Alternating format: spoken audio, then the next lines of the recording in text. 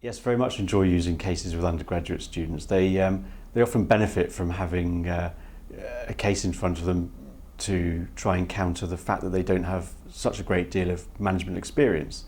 And so while they may have experience of working in industry, it's often not at decision-making level.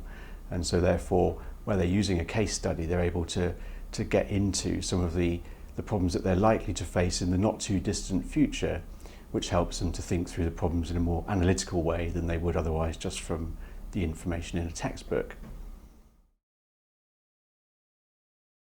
One of the main challenges I find using cases with undergraduates is the varied level of knowledge and awareness.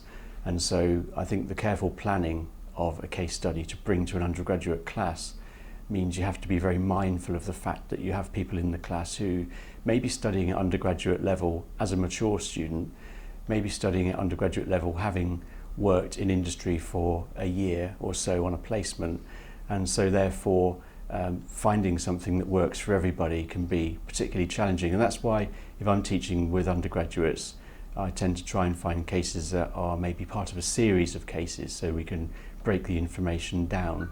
Other factors with using cases with undergraduate students is that you have to be mindful of the fact that they are often looking for the answer, and part of the role of the tutor when teaching undergraduates is to ensure that you introduce them to the messy world of ambiguity. I think this is something that they find particularly frightening, and their mind can often be geared towards a final assessment which has a defined answer, often with a case study. That's not the case. One of the benefits that I find when I'm working with undergraduate students and using case studies is that they're often placed into a position that they may not find themselves in for some time, i.e. a management decision that they would never have faced at their level so far in their career. And so it can be quite exciting for the students to find themselves dealing with something that they perhaps haven't considered before, and it takes them away from the generic concepts that exist in textbooks.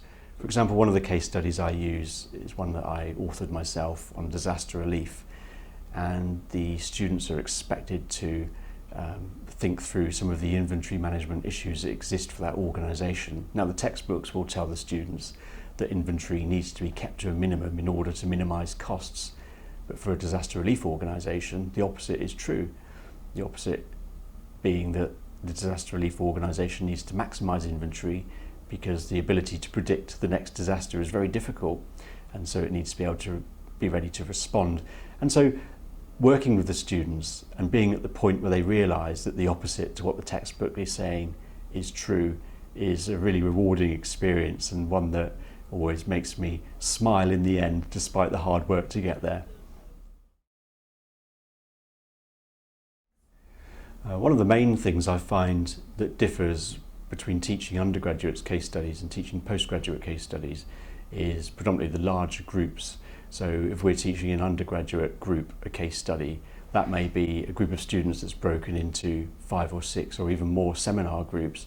So what you find over the course of the week is that where people share houses, they share information. So you have to be quite mindful of the fact that case studies can sometimes break down where a group comes to it already having got the information from a previous seminar. One of the other key differences in teaching undergraduates as opposed to postgraduates is, I think it's fair to say that you have to keep driving the discussion harder with undergraduates. That can be challenging. I think it's important that you prepare as a tutor and you have the teaching notes well prepared in advance, because undergraduates can often become quite distracted where a case discussion slows down, and typically where they don't have as much experience as your postgraduate group, they may not have quite as much to add to the discussion, so therefore the tutor needs to have more to keep throwing in to the mix to ensure that the pace stays quite strong and that the undergraduates are remain engaged. For those people that are unfamiliar with the case method or currently don't use it with undergraduates, I would say that to some extent you do need to proceed quite cautiously. I think that you are wise to perhaps start with smaller undergraduate groups and see what kind of feel those students have for the case method before you extend it to larger groups. one of the most beneficial things I've done as a case teacher with undergraduate students is develop a special interest group, which enables me to form a small network within my school to ensure that we're all sharing our practice where we're using cases. The kind of reaction I get from undergraduates who are being taught the cases for the first time tends to be mixed. There are undergraduates who think, oh, how does this relate to my assessment? What do I need to know from this case in order to pass the exam? There are undergraduates who think, this is a great way to get an insight into an industry that I'm thinking of going into, or even one that I've never thought of going into, but now I'm interested. So the reaction tends to be mixed, and I think it depends largely on the motivation of the individual within the classroom. But largely speaking, case studies that I've used, case studies I've selected from the collection, or case studies I've developed for my own use, have been used because the feeling is they will grip the students' attention and make them interested. And I have to say that that's been successful so far.